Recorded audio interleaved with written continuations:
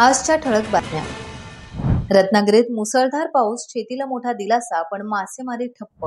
Diesel परतावा योजनेपासून मच्छीमार वंचित राहणार नाहीत, मंत्री नितेश राणे यांचं वक्तव्य. ठाणे महानगरपालिकेचा वाहनावर लोगो लावून अंमली पदार्थाची तस्करी. लायन्स क्लब ऑफ खेड सिटीच्या वतीने सफाई कर्मचाऱ्यांना साडी भेट. सिडकोच्या पूर्वाश्रमीच्या बससेवेतील कर्मचाऱ्यांना मोबदला देण्याची भाजपची मागणी. पाहूयात आता बातम्या सविस्तर स्वरूपात. आज सकाळपासून रत्नागिरी शहरात जोरदार पाऊस पडत असून हवामान खात्याने कोकणाला अलर्ट केला आहे. जिल्ह्यात मात्र पाऊस तुरळकच पडत आहे. पावसाने शेतीला मोठा दिलासा दिला आहे, तर मासेमारी मात्र ठप्प झाली आहे. येत्या 16 तारखेपर्यंत कोकणात मुसळधार पाऊस बरसणार आहे, असा अंदाज हवामान खात्याने वर्तवला आहे.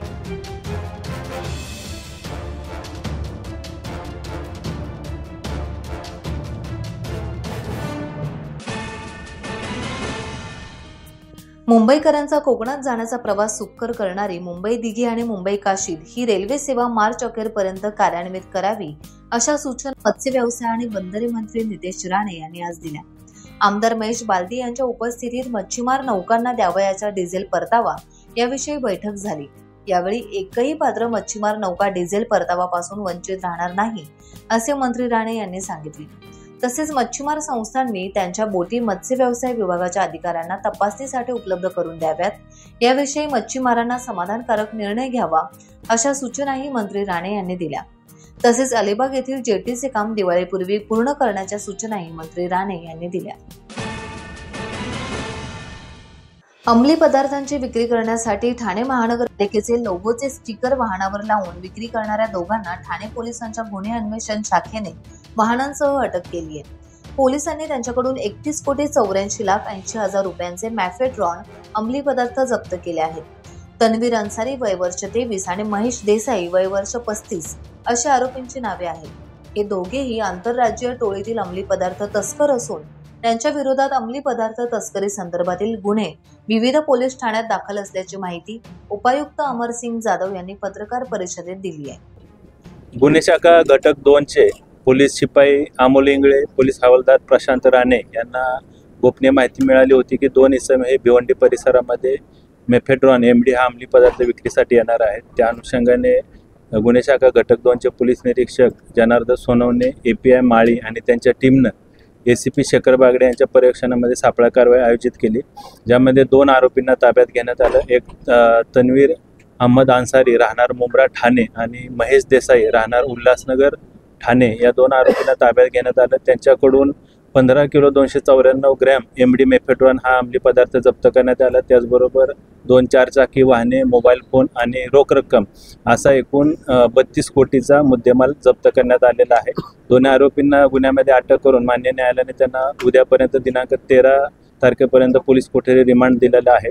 या दोन्ही आरोपींवर पूर्वी NDPS अन्वये तन्वीर अहमदवर 3 गुन्हे दाखल आहेत आणि महेश देसाईवर 4 गुन्हे दाखल आहेत. या दोन्ही आरोपींची पार्श्वभूमी ही अंमली पदार्थ विक्री किंवा अंमली पदार्थ सिंडिकेटच्या रॅकेटमध्ये सहभागी असल्याचं निष्पन्न झालेलं आहे.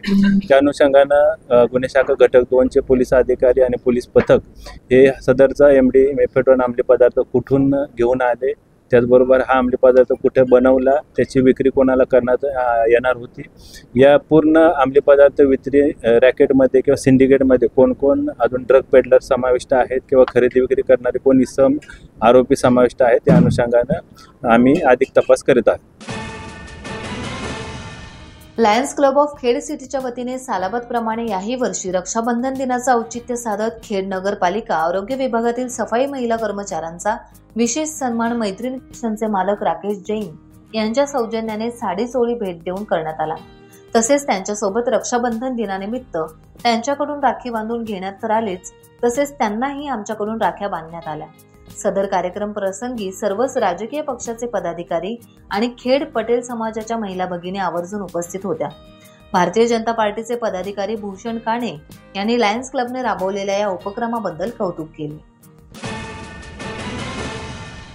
सिडको कार्यकक्षेत पूर्वी कार्यरत असणाऱ्या BMTC बस सेवेतील काम करणारे ड्रायव्हर, कंडक्टर, मेंटेनन्स कर्मचारी इत्यादी कर्मचारी वर्ग बस सेवा बंद केल्याने सन 1984 पासून बेरोजगार झाले.